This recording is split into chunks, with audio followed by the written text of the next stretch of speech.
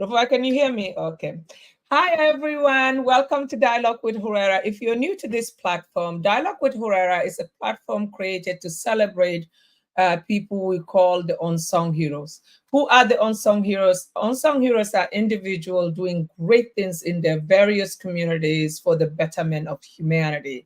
They might be doing it and the media is not on spot on them, and that is probably why we don't hear from much about what they do, but they are really incredibly changing lives every day through their initiative. And we look through social media. Sometimes they refer to us.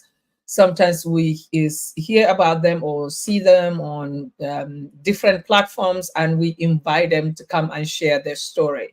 And what this is all about, we hope that when they share their story, you'll be able to learn a thing or two, and hopefully they will encourage you or motivate you to start something similar, or even whichever way you want to do it, but at least to uplift the lives of others. So that way we can better the lives of people from one person, one village, one city, one town, a country, and globally.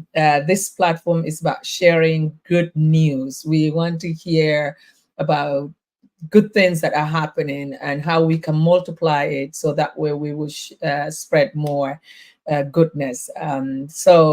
Today we are welcoming our guests and to Dialogue with Khuraira. Hajia Maryam, Miss Maryam, where are you? Hi, how are you? So Maryam is here, and what we do, Hajia Maryam, is that is it Hajia or Mrs. Maryam? Ambassador, I saw also as well. Yeah.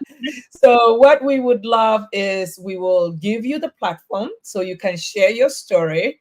After you share your story, and then I will ask questions, and if people have comments or if you see any comment that you want to react to, you're more than welcome to react to that. But it is really very simple. It is your story. We're fascinated by it. We want to hear more from you and then share it with the world. So welcome to Dialogue with Khuraira. Thank you so much, Yeah. Ms. Khuraira. I'm glad.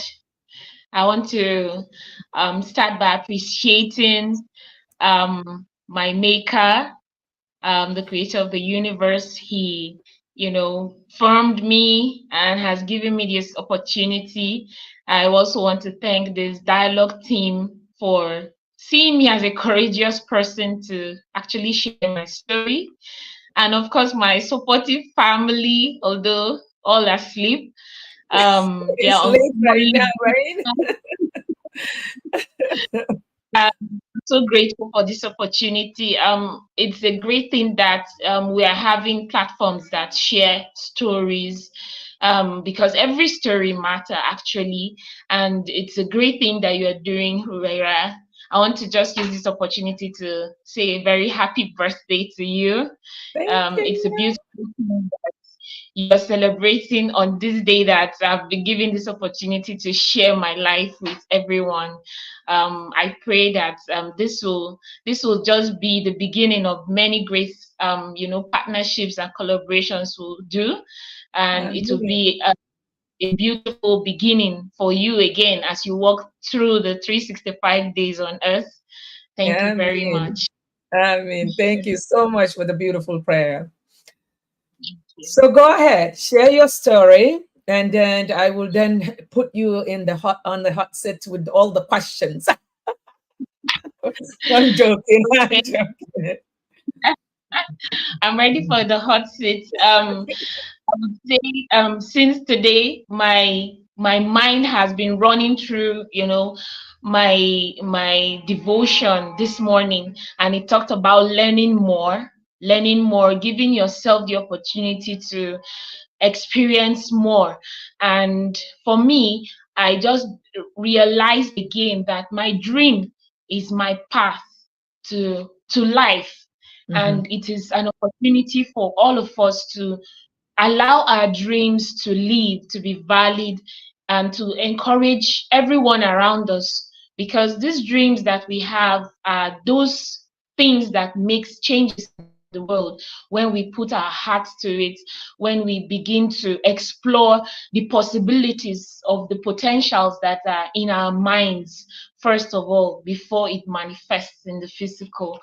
Firstly, I would say, like my bio had said, I'm a wife, I'm a mother of 3 children, 3 beautiful kids, and I just recently was appointed as the vice president of the Society for the Welfare of Unemployed Young People in Nigeria.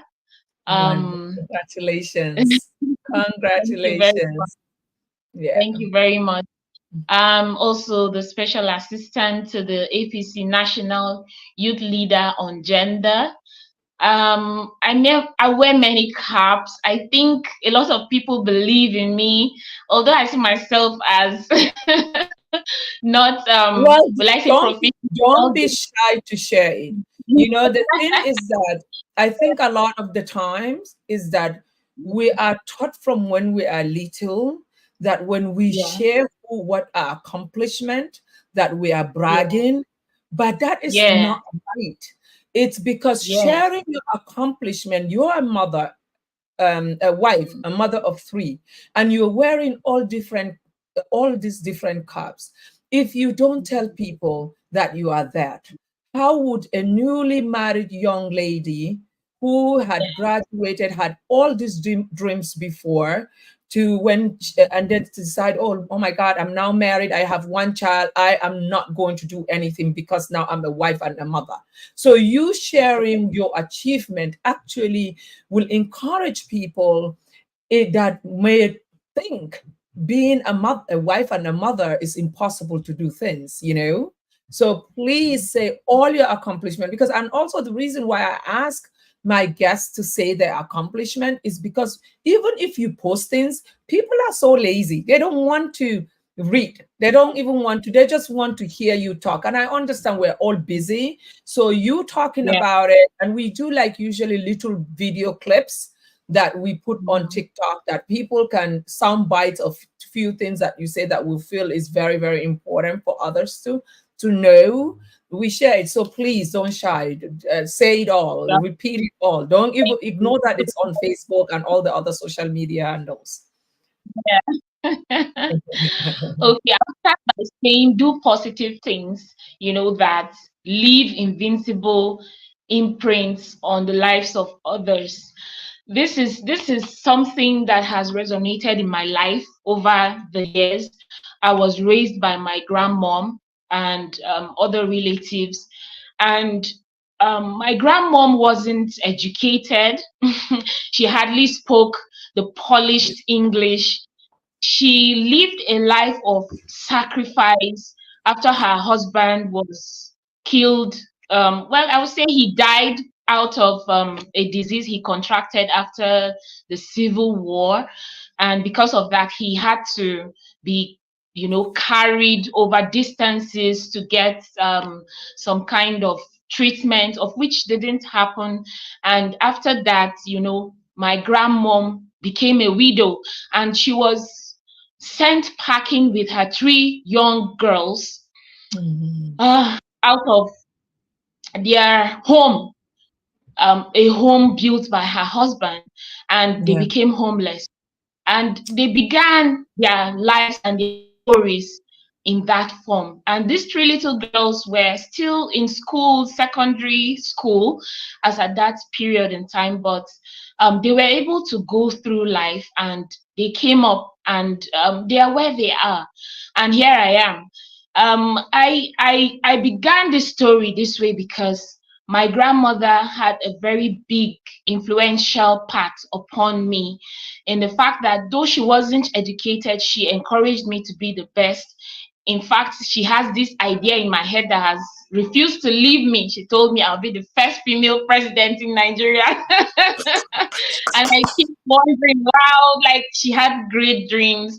Yeah. Though she didn't live to see me achieve most of them that I have right now, but she prayed, she worked on me, on my psyche. She encouraged me every day that though I didn't go on with being with my parents, I was with her through most of my childhood.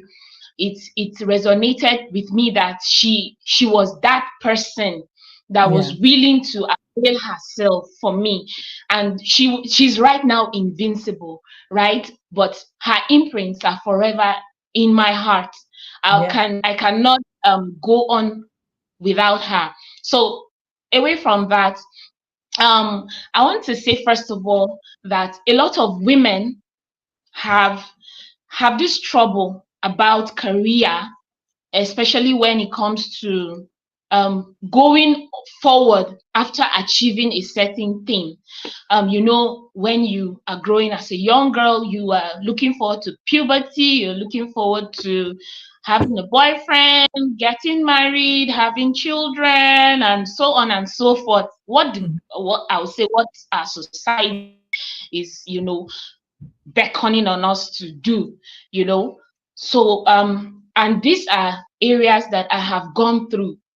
I would say, first of all, that from the word go, because of my growing up with my grandmom, it was quite easy for me to have a determined spirit, because I had someone who was ready to encourage me, whatever the idea I had in my head. And this is something all women and mothers should always have towards their children, encouraging them in words, in thoughts, and in actions, that a child can do something. You can do it. It's not magic. Others who have done it don't have 10 heads. They are just the same like you. If you want to go to space, Elon Musk have done it. It's an example. So you could actually go beyond what Elon Musk has done, for example. So my transcend through life has been quite, I would say, eventful. Eventful in the sense that when I got into the secondary school, I was 9. I was 9 in secondary school. It was quite chaotic for me. Oh my God. Yeah, I was 9 because my school thought I was brilliant, and they kept moving me. Will I say fast forwarding me through classes? I mean, at some point I was at nursery 2, and I jumped to primary 2. Like, that's unreasonable. I still came first position, but of course I was lost in space. I wasn't sure what I was doing.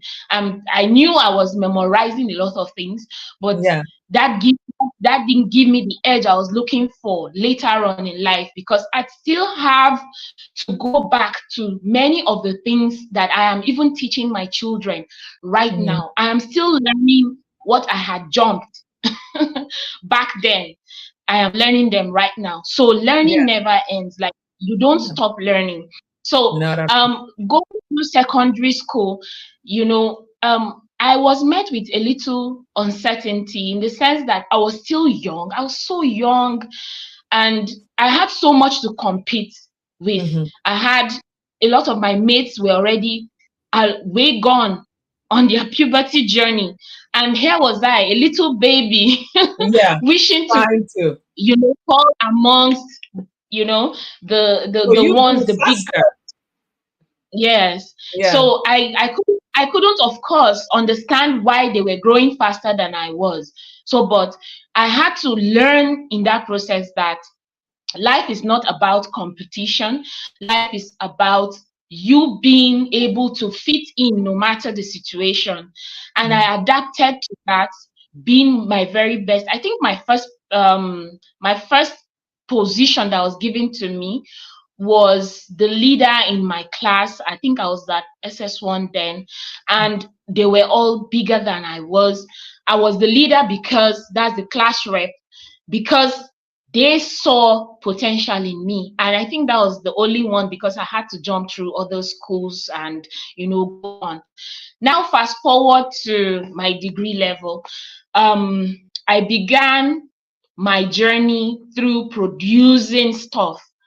When I was in NTA TV college, I was at this school, and lots of my lecturers saw how active I was. I wasn't someone who was lazy. I wanted to be involved in productions, any kind of production, audio, video, whatever. I wanted to be part of it. And I had this, courageous grandpa, I call him, who was very good in photography, who taught us photography at then. And he said, you look very active. You look interesting. You are a social butterfly. I would encourage you to I'll encourage you to to go on with photography. But think about it, pray about it, and see what you could do. And of course, it was just an idea thrown at me, but I swallowed it up. I would say my first entrepreneurial journey started when I was, I think, 10 years. Okay. At that point, we had some financial challenges. Every family does. And I just felt, I need to sell something. I was raised in Kano State. So being the commercial hub of Nigeria, it's usual for you to see children, selling something. And they're earning. Yes. They're selling, they are earning, they are saving, and they are making use of their time after school. And I tried that. And I saw that, wow, I could actually, parboil the hibiscus flower and freeze it and sell it and make some good money for myself. So at 10 years, I already had some financial knowledge that I could go through this and support my family, at that moment of, financial challenges. So I want to say here that the financial challenges we're experiencing, even in Nigeria, is not new. Like I was 10. This is about 26, 27 years ago. And this is something reoccurring. This has pushed me, I must say, to make sure that my own children are learning a skill right now. My daughter is 10 years old. She is learning already hair making, and hairdo, all styles, so that she can help herself. I can't be there forever. That's the truth. Even if I am, I will prefer a child who is independent and free than a child that is reliant on me, because this economic and financial challenges will not change. It's going to reoccur. This is something we should gear up ourselves for. So I will say that because I had this entrepreneurial spirit, I went on, selling something at the NTA TV College. I used to sell masa at NTA TV College. It's not that I didn't have parents to give me something, some money to start up the business, but I wanted to prove to myself that I could do it from nothing. So I went to a masa woman, asked her for some of her produce, and I took it to school. Of course, everyone complains of hunger, especially when it gets into noon. And I thought to myself, like, masa is a very easy, carryable product. So I would say here that as an entrepreneur, your eyes must be open, your ears must be willing to listen to the complaints of your customers, because at the end of the day, they are the ones who will give you the financial backing you are looking for. Because if you produce something that no one wants to buy, you cannot sell. And you are supposed to sell something everywhere. Like Khuraira is selling something. She's selling the ideas of people. That is the truth. She's giving everyone a platform to exhibit what he or she has done and all that. So I went on, sold masa, sold perfumes, slippers, fish, meat, everything that anyone had complained about. That was a very good pointer to get going. Yes. So you're actually addressing a need, Exactly. Now the aspect was I continued to save. I even saved with as the time that I was going on with this, I began to save the cooperative society which my husband belongs to. And it helped me. because I was married just after that period. I began selling something. And Yes. what encouraged me in cooperative society is that spirit to push, that can-do spirit. Okay, we can do this together. We want to, we have platforms for people with higher amounts of money, whatever you have, bring it on. We're going to share some profit. It encouraged me that there is a community of people I belonged to that Yeah. are, putting their trust that I'm also doing my very best to bring in Yes. my own input, what I was doing. And, Yeah. at the run, I got my first camera. I did my first film with GIZ, then the GO BETTA microfinance way. That's Yeah. the title of the movie. Mm-hmm. And when the series, it was just an educational or instructional material for Yeah. farmers. We Yeah. wanted to reach out to farmers to encourage them to continue doing what they're doing, but in a better way. Yeah. Like testing, like bringing their produce and branding it in the market space, like forming a cooperative society. So you see, the cooperatives seem to be following me somehow. Yeah.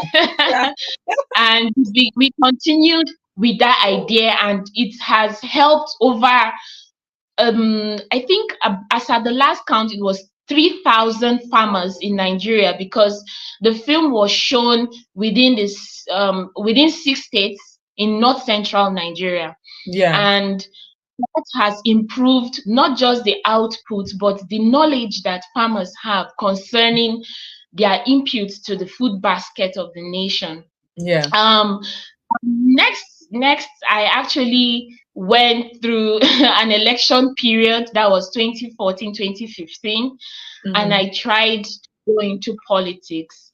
Well, I went into politics in a subliminal way. It Yeah. wasn't planned. I Yeah. went in as a photographer. I was to document what was happening during the political campaign in 2014. Mm-hmm. And by 2015, I was still having a little baby. My baby was about 9 or 8 months old. And then I was the profiler. I was a profiler to the then administration of the present Senator Lalong. And Okay. it gave me an opportunity, a platform to build myself. I would say that that administration allowed me to see what can be done by volunteering. Mm-hmm. I would say that that was my first volunteer job. Mm-hmm. I had worked at 19 at Nigerian Investment Promotion Commission as the second secretary for the North Central Zone at 19. So, Wow. but my first volunteer job was at the government house under the Senator Lalong, now Senator Lalong administration. Yeah. And for me, it was tasking. It wasn't easy. It wasn't easy, but I could say that because I knew there was no single formula, to get equal results, but a system that I knew there was this system that will work for me, Yeah. and what I had was my tool. And that tool was going to enable me to measure my growth. Mm-hmm. I went on with it. That tool Yeah. I had was my I used photography. This was Yeah. like a dumb advice, and Yeah. I flew And with now it. you use it So to create exactly, to an change life. impact. Yeah. Yeah. Yeah. Yeah. So I began, photography then as a government, will I call myself an employee since I was volunteering? Yeah. Yeah. And so I saw great opportunities. People see that when you are in government, you should be carrying some bags of money. But I was someone who wanted value. I wanted to add value to others, and I kept encouraging even the people around me, like, don't worry, things are going to get better. We are working on a lot of things. I volunteered to even begin bringing in information from the streets, from the buses, from the cars, normal, public transport. Those Yeah. information is geared towards development, especially when, of course, as a business person, I know when someone complains about a thing, you should, fill up that need. So I began to make sure that my impact as a woman, first of all, and my impact as a politician, secondly, was felt even down to the grassroots. That's at my local government in Kanki, local government of Plateau State. Yeah. And that has propelled me, honestly. And I think because of my persistence with my little baby in my hand, at that time, I had another baby in the person has no choice. I had another baby in 2017, and the administration was just 2 years. Was like, hello, are you here to work or have more babies? I went on. I was so consistent with my job. Like, you will see me heavily pregnant, and with my car. I had people take pictures of me with my baby in my hand where she refused to come. Come out of my. They wanted me to carry her and take pictures at the same time. It wasn't easy, but I must tell you, it was a great experience because it developed that persevering spirit in me. I wanted to still give more. I knew there was more to me, to all of what I was doing. And I must tell you, I'm a voracious reader. I love reading. Like, I can read for the whole of Nigeria, and reading has really, because many ideas that I had brought to the table while in government then was from books. From books. Leaders are leaders. That is the truth. And when we read not for reading's sake to pass on pages, but we should all read to internalize and to find ourselves within these situations. And imagine that if we were given this opportunity, as I have read in this book, what can I do in my own society? Because some of the books that we read are not tailored to our society as Africans, but we can to fit what we are experiencing in our country. After I think after 2017, that was still the first administration. I ended up being the special assistant to the governor then, and that is why there's an honorable in my name. And I was special assistant till the end of the tenure, and for me it was a great privilege in the sense that I saw that my work was rewarded. So I created these 8 hours for myself. Like, you have a reason. There's a reason for something, and there's a reason for you being alive. There's a reason for me being who I am. I know I am choleric, I'm choleric and sanguine at the same time. There is a reason God made me a social butterfly. I can never be a phlegmatic. So you need to know the reason you are made the way you are. Then the next aspect is research. Like I said, you need to know. When you know, you can hear it, and then you remember. Research why your parents chose the religion they chose. Research why your history is the way it is. Research your health. I knew that while I was working in the government house, that I needed to take good care of my health. And I knew that I needed to make sure that I was upbeat, I was okay, because I was a breastfeeding mother. I was a wife, and I was working in a sector that was tasking. Like, I was running like the military men. In fact, at some point, some people will ask me, "Did you join the military at some point?" I say, no, because I was running as much as the police and the So the next aspect, part of the convoy, it's not the easiest of jobs for a woman to keep running. Like, you run every day, but you need to get that shot. You need to get it. If you don't get that shot, you feel miserable. Like, why were you there in the first place? So the next R that I created for myself, apart from research, well, first of all, reason, research was repetition. You know, something that gives you joy, especially when it comes to your skill, you should repeat it, because that is where you are getting results. Okay, so when we have a reason for what we are doing, we should research best ways and best practices. We should research for mentors who have gone ahead and take those systems and, you know, use them until we get that thing that we are looking for. That is why that is why I coined the word, you know, repetition. So you keep repeating this idea until you get the result, which is the last one. Sorry, the fourth one, result. Now, your results, usually, you know, you are your first critic.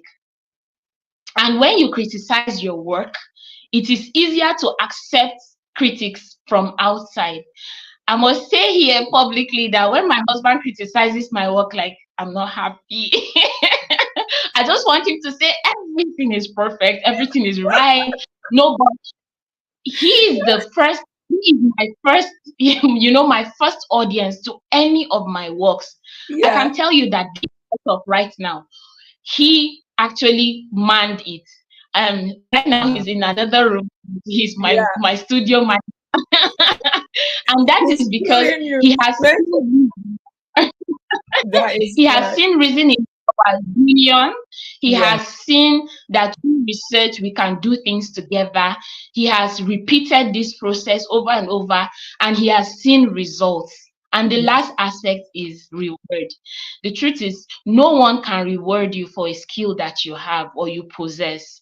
No one can reward you enough for who you are as a human being. Like when you come to a space, you are bringing in your all. No one can reward you for any idea that you put out there. It is impossible to get a complete reward for it. So I think those are the, you know, 5 hours I created for myself. Now, going to the point of my, you know, my business registration and all that. The truth is, the connections I made while in government, that is working first of all at 19 at the Nigerian Investment Promotion Commission, and then now working at the government house, gave me a lot of insight. You know, there are a lot of products Nigerians can sell, but we don't have the right certificates, or will I say papers or documents that backs up our claim. And this is something that I see young people, you know, repeating the same mistake. If you see, you know, that you have this idea, try as much as possible to make the forward, you know, advancements of registering it, even if it's the foundation. Just register it, because there could be an opportunity, and you, because you don't have documents, you miss out on it. It's really annoying, and you can't rush the process. So instead of, you know, waiting till the 9 minutes before you get this thing, you know, it's best that you save up now. Some people might say, I don't have money, you know, I'm barely eating. You have friends that you've called for urgent 2K, right? So those urgent 2K, of them to keep giving you that urgent 2K. Like I say, you know, I tell a lot of young people, you have these friends as your resources. They are your main resources that God has given you. It's an opportunity to partner with them. You can bring up this idea, okay, I have this skill, but I need this amount over this period of time, and I'm going to return back this with interest. And you have to be serious. The truth is, hard work pays. It's not the easiest of things to wake up at ungodly hours, to pray, to work, to research, but it pays. It gives that sense of being. It gives us that purpose. When we are looking for who we are, who we ought to be, it comes from hard work. Yes. And now also soft work, because we have the, you know, the internet gurus making a lot of money, funds are coming in, we have content creators. I mean, you might think that is soft work. I'm telling you, it's not soft at all. Like having these eyes right now is not soft at all. Exactly. So, but I would say that the next aspect is that I realized that whenever I speak to people, I tell my story. We need to own our story. We need to own our stories as Africans, as Nigerians. We need to own our stories as young people. We shouldn't, undermine ourselves because I am young. It means I have nothing to contribute. That is not true. And I That's see true. our story as powerful. Our story is our unique, experience that describes the ways that we've gone through through things to our core. It has affected our core. It has made us who we are, and it will make other people to enter into those stories and come out victorious at the end. So it depends on us, really. Yeah. And this is one of the foundations of my company, because we deal more, that's LIGOL Consults and LIGOL Consults Multipurpose Cooperative Society. We have a platform where we encourage people to be able to develop themselves, to communicate better to their customers and clients, to be able to market what they have. We've been able to encourage young people to be enterprising in the different forms of forums that they find themselves. They shouldn't, just lay around without Mhm. doing something with their hands. I would say that over the years, because of my training in the different fields which I've called, I have trained over 30 to 40 people personally with my funds, with funds that has come from the business which I operate as CEO and founder. And I would say that they are thriving. You can Yeah. check on Facebook. This That's lady, so Simi nice. Man, photographer. I think she even, she chatted me yesterday or so.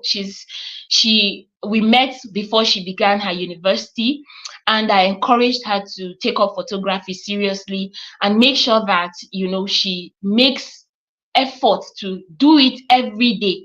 Right Yeah. now, she's serving Nigeria and she's making good money. And also, we have people who have, developed themselves. I actually start businesses. I have a restaurant that I started, and a lady met me. I think she was about 37, and she had 4 children. And she said, my husband has just left me. I don't know why he left, but I have nowhere to run to. And my God sent me to you. I was like, okay, so what do we do? And she said she wants to work with me. And I saw her persevering spirit. She was on time. She was It's appreciative, important. like every day. Like, thank you so much, ma. I'm like, excuse me, ma. Sorry. What are you thanking me for, really? But she was so happy. She was so grateful. Yeah. After 2 weeks of working with her, I left. I just packed up and left. I was like, okay, I think you can handle this business. Until today, she still sells meals, good meals. Like, she purchases wholesale from the villages and cooks them and And sells within, the business areas in just Plateau State. And it's such, it has been a great journey for me. that's And like I said in my bio, I am on a quest right now. I'm working on, bringing 100 young people, women and young people, actually, to the Global Leadership Summit 2024 happening in Jos. It's going to happen in Jos. My idea has been to carry this leadership summit all over Nigeria. So, but let me start from home. And yeah. right now we have onboarded about 30 people, and people are still coming in and registering, and we are going through the process. Now I'm Yeah. going through this story because, honestly, as a person, apart from my grandmom who encouraged me as much as she could, that was how much exposure she had. you know Later on, I had to do the exposure myself. Yes, I had Yes. parents who were well to do, but they didn't know any better.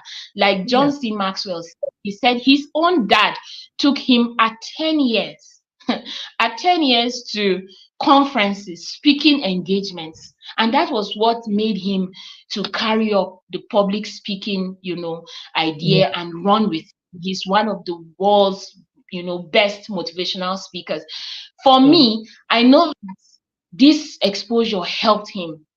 And I had to do it for myself. I had to, I think around 19 or so, because we were running the business investment forums at the Nigerian Investment Promotion Commission then. I got to begin to know, okay, there are actually forums that people will just come speak, showcase their products, and voila, some connections are made. And for me, that began that journey for me. So I had last year, sponsored about 5 people to the Global Leadership Summit. And right now, all 5 are doing great. One is a politician, one is a teacher, 2 are serving right now. Yeah. And they are doing well. I want to believe that the impact they got from last year's summit is going to, continue to resonate in their lives. Though I think for me, that is majorly it. I Well, think I don't you there have are any done more. quite amazing for a young age. You are not even 40 yet. Yes. But incredible. And with 3 children, married and all. Actually, the husband make him child number 4. The number 4. That's the biggest baby. So you are a mother of 4, right? Yeah.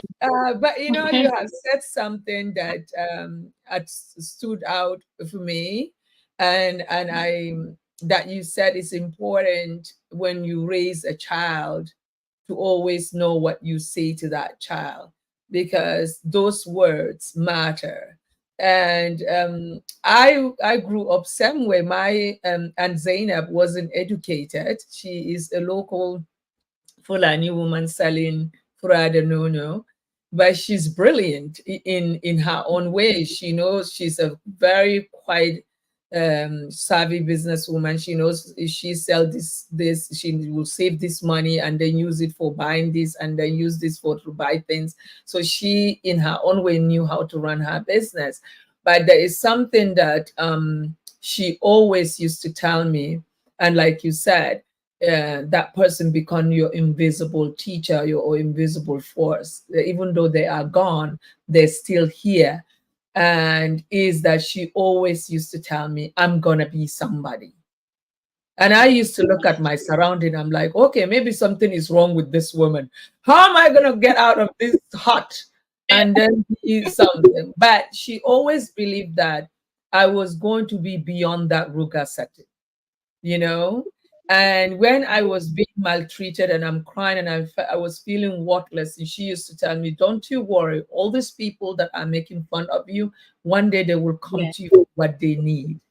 And maybe she was just saying it to make me feel good about me, but those positive words was, I was so determined to do better, so I don't disappoint what she said, even though I thought it was crazy. And and I do that with my kids now. I tell my kids, all of them, and whenever that they feel in doubt of who they are or what they are going through, I always say, you have no clue what you're gonna be. You are just beginning, and this challenge you have, it is preparing you to being that person that you are destined to be. Because to me, I felt that it is a good way to talk to your kids. Even if your child is you feel like they are naughty, they're not doing the right thing, a word of a parent, whether a father or a mother, is very important, because that is what they hear when we are not around them, when they're in doubt.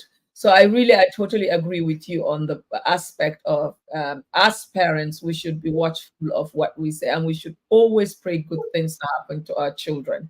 And because with that, they have some sort of self-esteem that somebody believed them before. If anyone is doubting them, their mother or their father believed in them, and for that reason, they're not gonna fail. And you're also talking of, let's get to the youth leadership, and also being in the political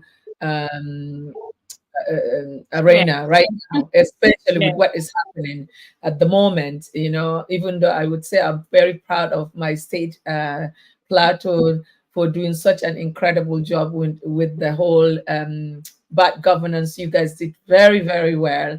It actually Thank inspired you. others, and we hope that if other people are to do it, that should be the way to do it.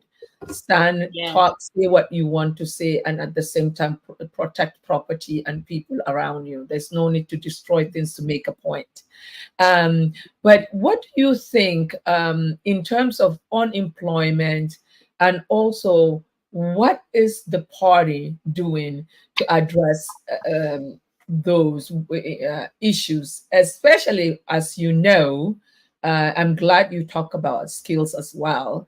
The government cannot provide jobs for everyone, but what is the government doing, putting in place to help open more opportunities for those youth that are unemployed? First of all, I did a short content concerning the difficulties. I would say here that honestly, Nigerians are going through great sorrow right now. It's Yeah. not easy on anybody. We're going through a very, enduring real time of inflation, failed leadership, natural disasters, and low education and really decaying morals right now. Yeah. But I don't believe this is the end of Nigeria. First of all, this is an opportunity for us to grow. We now see the problems. We Yes. have been identifying the problems. This generation, this set of people that are conversing, that are having these dialogues, we're having these conversations in the hospitals. We're tired of what we're seeing on TV. We are tired of what is happening, like all the anger bursts and killings by young people. We're having these conversations on trains, in cars, in our churches, in our mosques. We need to go beyond the conversation and act. And I think for me, the first aspect is communication. We need to keep telling the truth concerning a matter. And I think the evidence of us, going through this idea shows that we are transforming into a stronger, enduring set of people. Okay, so every country has experienced such similar, For issues, before they, but they have come strong yeah, because they decide. It is a choice. So we need to choose that we want to be better. yeah, The truth is, right now, young people don't trust in the government. Even the older people are skeptical about the whole arrangement. yeah, So, but do we keep being skeptical and not acting? I would say a no to that. Young people are the greatest, and the highest percentage of people within Nigeria, and we have the power to change things. First of all, protest with violence is not the answer. no, Yes, it can never be the answer. yeah, Protest, peaceful protests, because I'm a peace advocate. I also advocate for peaceful, associations, peaceful dialogues, peaceful methods of doing things. I want to believe that even a shutdown of all our phones, for example, on social media, maybe we decide, okay, we will not post anything on social media. It's a way of protest. Or we yeah, decide, okay, we're going to post this particular idea on social media and make it trend for the next 1 week until the government, attacks and addresses this situation. Then yes, we are actually bringing real change. I mean, over 1 million people or more were able to trend a dance yes. in less than how many hours? I So know, but why the can't we use importance, this perspective? What's wrong with us? Why are yeah, we so engrossed with entertainment? I'm not saying entertainment is bad. We need it. We need all the entertainment to keep our body and soul together. That's true. But when it comes to real issues that affect us, we are unable to take the same decision we've made to, you know, encourage it. So I think for me, first of all, that we young people need to know what we want. We need to know the reason we are young at this point, because these people who are leading us were once young like us, and they fought for their time. Why are we not fighting for our time? Since we don't want bloodshed, then there are other ways of doing these things. Yes. Second, is the government of the day, I would say honestly, are doing a lot. They are doing a lot to make sure that skills are even being, you know, transferred into the lives of young people. There are so many platforms. The truth is, I want to say there's a traffic of programs. Like, if I were to advise the government of the day, I'll be like, okay, hold on. Like, the traffic of programs are too many. Yeah. One ministry has 10 programs running concurrently, and not many young people are logging in. So is it possible that one program runs, you have a, of course, you have a date line, you have a time limit, you have a number of people you want to affect or impact. What do? Just make sure that that program reaches its real end and then begin another one. But we keep opening programs. Right now, as I'm confused with the programs. There's another program coming up, MSME trainings, and I'm like, hello, Nigerians, what is the problem? So the government right now there's a whole lot of traffic of programs. It is jam-packed with programs, but the young people are not being, you know, involved. They are not being included. So the truth is, so people who is need doing to the programs then if they're not being pulled in to do it? Who are doing the program? exactly. So the young people who are supposed to be reached, right, are not. Some of them are not online, because most of the registrations are online registrations. So Yeah. how do you get someone to be part of a program that is online?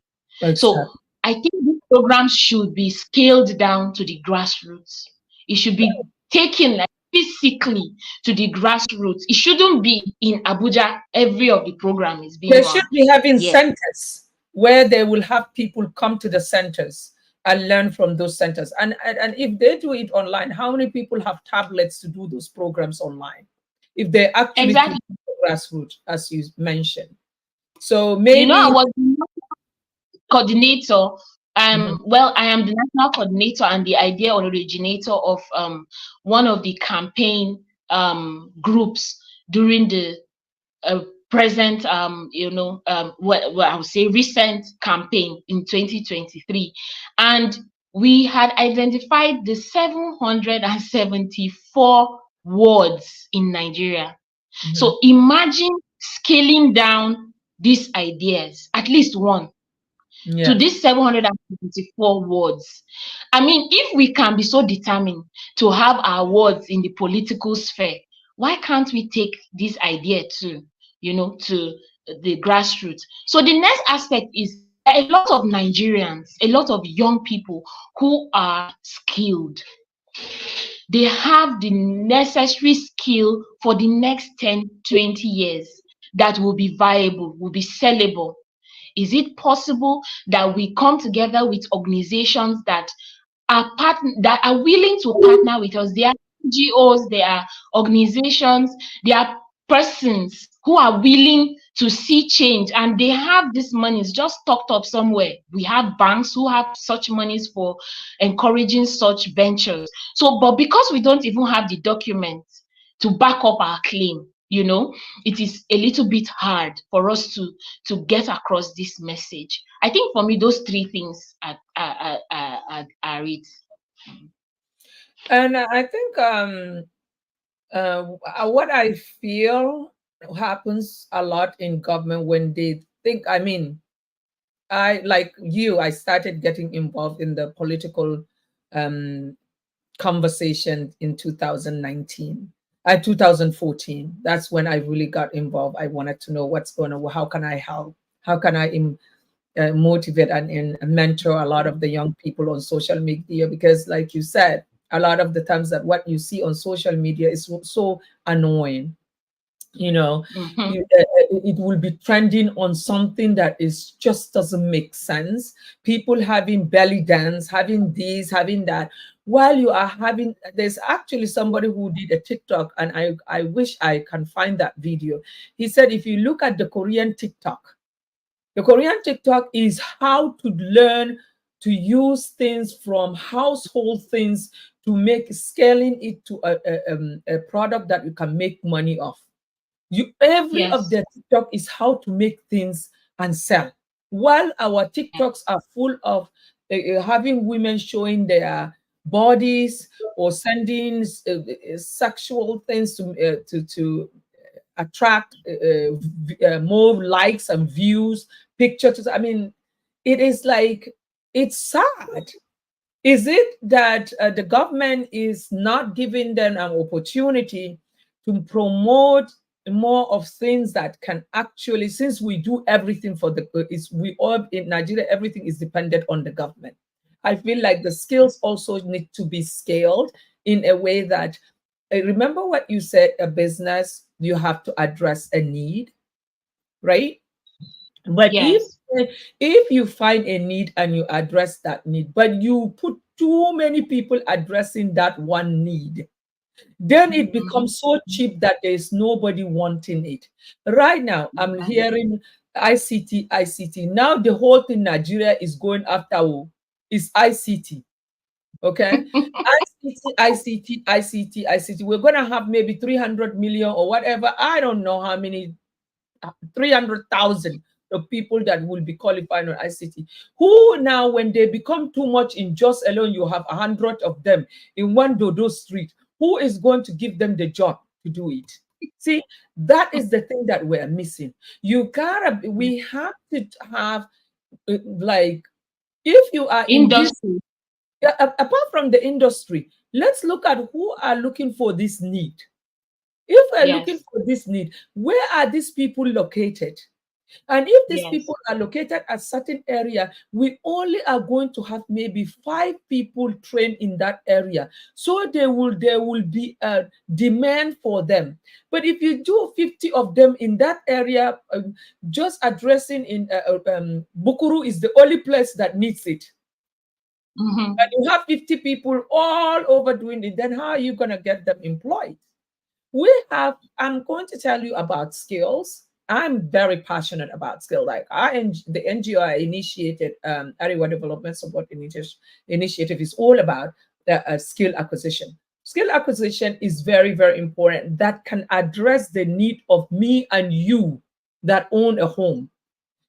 Think of plumbers. Think of like Jos, for example, the day that is a Christian state, majority Christian on Sunday. Nobody open on Sunday. Your toilet is clogged.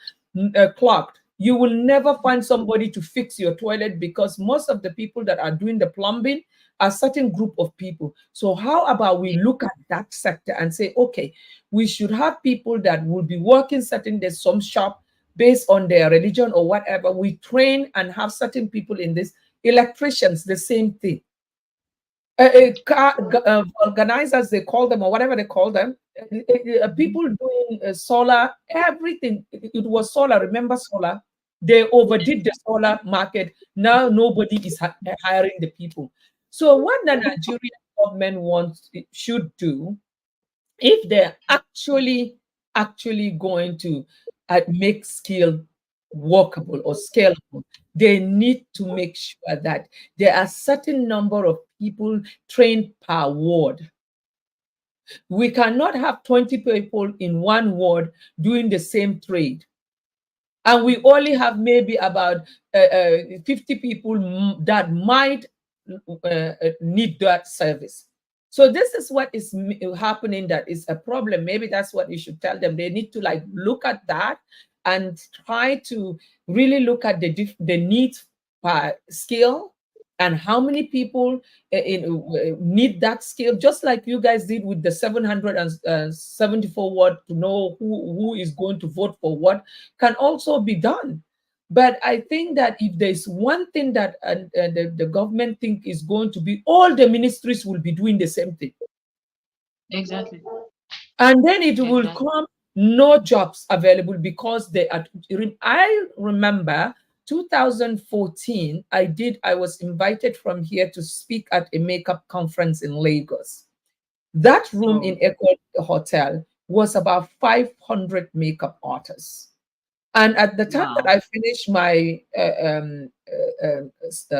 presentation, I told one of the people, makeup artistry in Nigeria will be so cheap that you will not even get somebody paying you 10,000 naira to do their makeup in some places, because everybody is doing the same thing.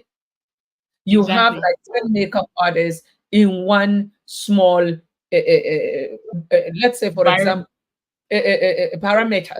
You have like Yeah. maybe 10 people doing the same thing. One shop is here, you have another shop there, another they're doing the same thing. Then how are you going? If the demand, the supply is so much and the demand is not, then everything is cheap. So that is what Exactly. is happening in Nigeria. Even this skill can be a major employer, but Yeah. they need to know how to control how many people are supposed to doing this skill at this particular community. And then if there are 50 different skills, if we do it that way, plus the government job, that, because the major employment in America are skill Yeah. jobs. And even, Yes. and it's not government jobs. Yeah. Mhm.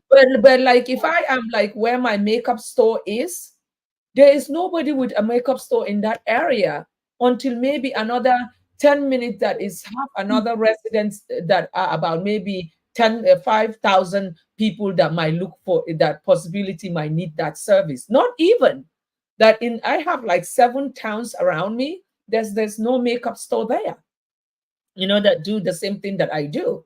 So if that is and that at least kept me busy for a long time. I've been in that area for 20 years. So if Wow. I have had everybody, after each store is a makeup artist, no matter how good I am, the demand would have been gone. That is the fact. Yes. And that True. is very simple, is the thing, demand and supply, is the theory of demand and supply. And I think that the government is what they really need to, the idea of that they're going to introduce skills into the Nigerian government is trying to do that. Great. But I think they need to also make a strict, and also certification is very important.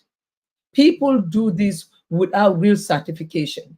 So when they don't have that, that is why you have them in every corner.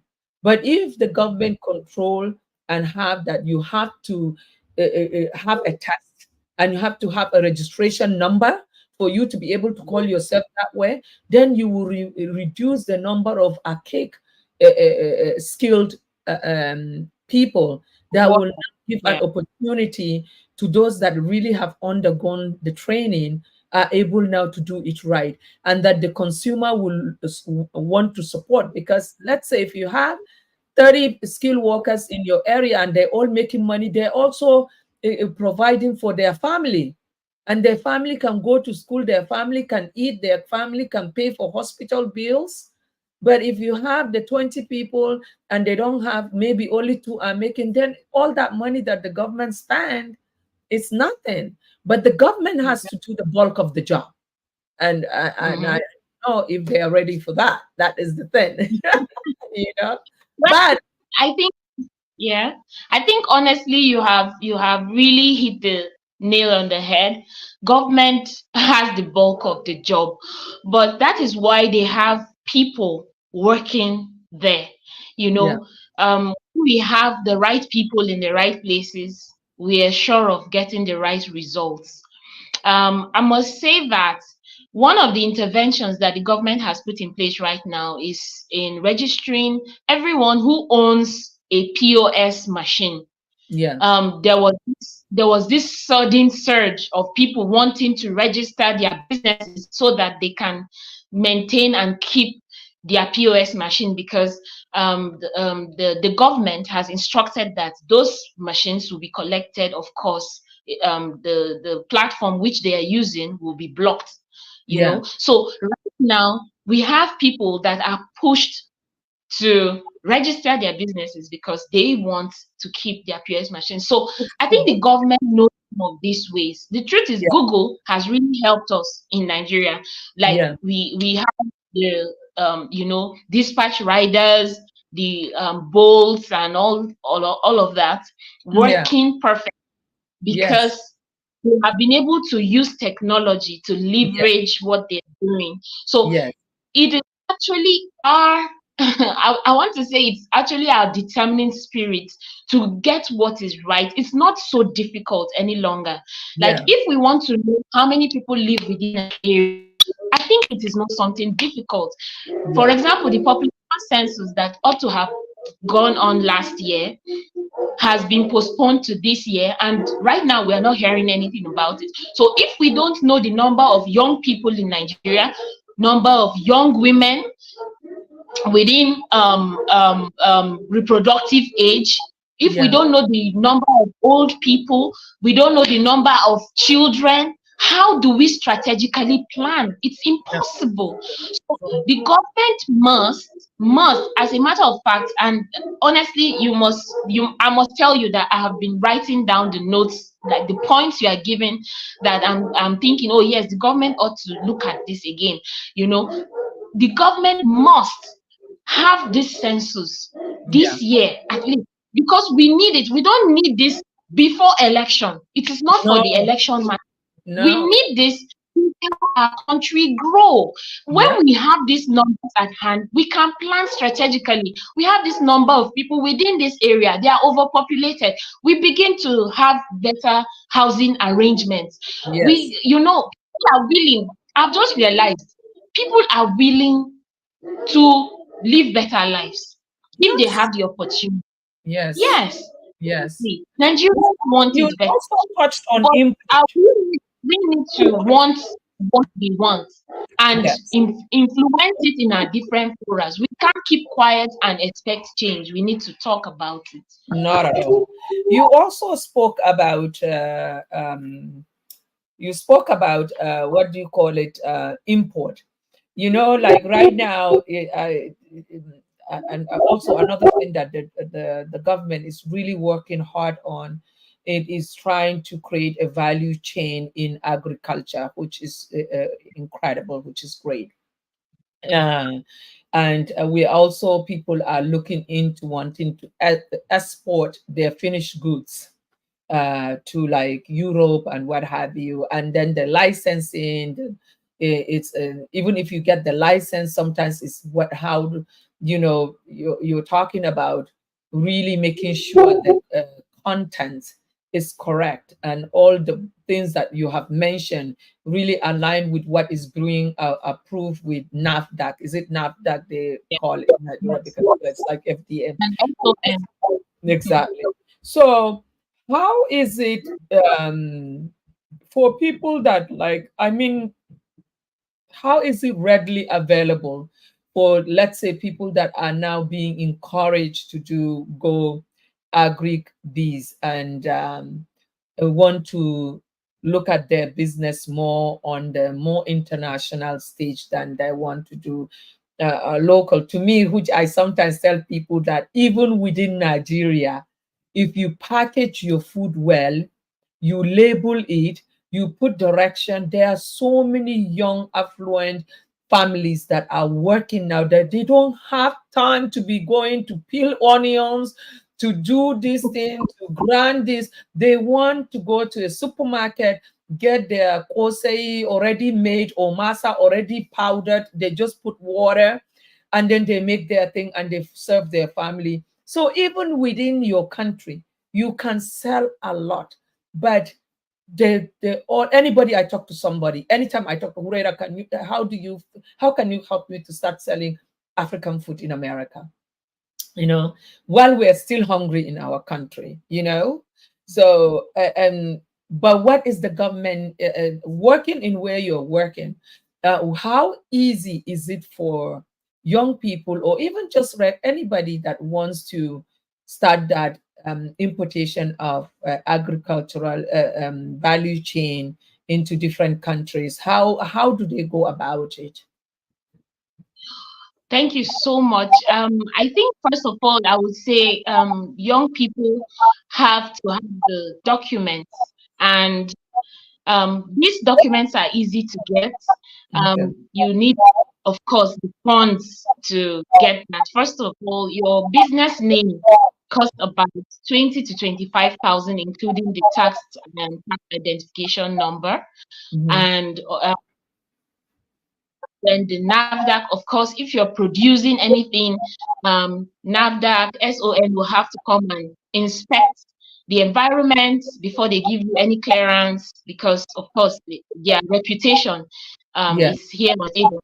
So government has made it easy, first of all, by making sure that the officials that are readily sorry, that these officials are readily accessible, and already they are online registrations when you don't need to get to any office, especially when it comes to the CAC registration. You Mm-hmm. just apply online, put in your three names, pay the fee that is expected, and then you get your certificate in 2 weeks' time. I have done that personally for people. I've encouraged people to do it themselves from their phones, and they've gotten their registration numbers.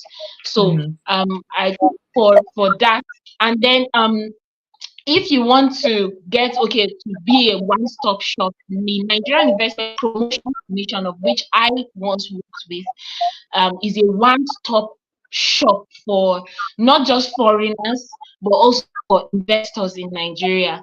They have all the necessary details to help you to know which product you can go into, which state has what, and to what extent you can get this produce, what season.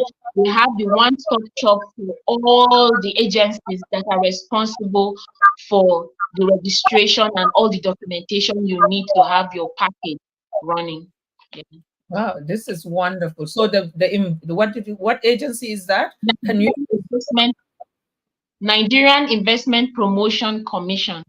Wonderful, because I think And it is people in all the, okay, sorry. now, now that people are so interested in trying to do this. I mean, a lot of young people are making a lot of money doing agriculture. I would say, the focus of diversifying the Nigerian economy and emphasizing a lot on agriculture and pushing for value chain, it's really going to be a game changer. And I think that Yes. in few years to come, it is there. Honestly, I would tell these people, you don't even have to sell your food abroad, even within the country. There are certain stores are still looking for those finished products that they can't find in all the stores. So if you are able to even make a company that does that and get really good sales reps, which is also another way of creating job opportunities. Because if you have a company that has finished product, nicely packaged, you that maybe you are based in Jos, but you want to sell in Kaduna, you can get sales reps in Kaduna, get sales reps in Abuja, Ondo, Enugu, all of this and now you are because there are some produce that are produced in the north that are not produced in the south or South. southeast, vice versa. So, but you can employ people from all different parts of the country to sell those products in different supermarkets for you and make a commission and make a living. You know, Yes. so Yes. I'm glad that they've made it easy and they are working hard. And I also love your optimism that yes, Nigeria is going through a very very tough period at the moment, but I really think that they have already we're at that tip whereby we are like, okay, we have talked enough, we have complained enough, we have said all these things. What should I do myself? Enough of Mhm. blaming the government. We now know the government is not going to do this for us anymore. So, what can I do myself to save myself? I think that is the point where Nigeria is at the moment, and which is really, no, I'm serious, it's really a good thing. Point. Immediate, uh, I love that point of push. It, yeah, yes. What's the point? You have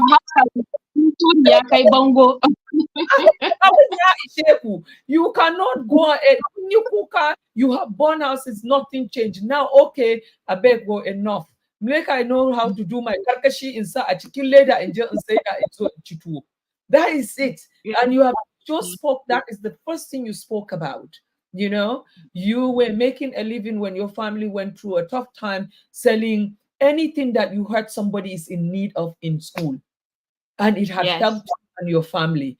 And we can, and there are a lot. Instead of waiting for that government job or being the special assistant to some important person, or maybe being the next commissioner or chairman or the next, you can actually use the agriculture and make millions of money. There are a lot of young billionaires now in Nigeria from doing food item.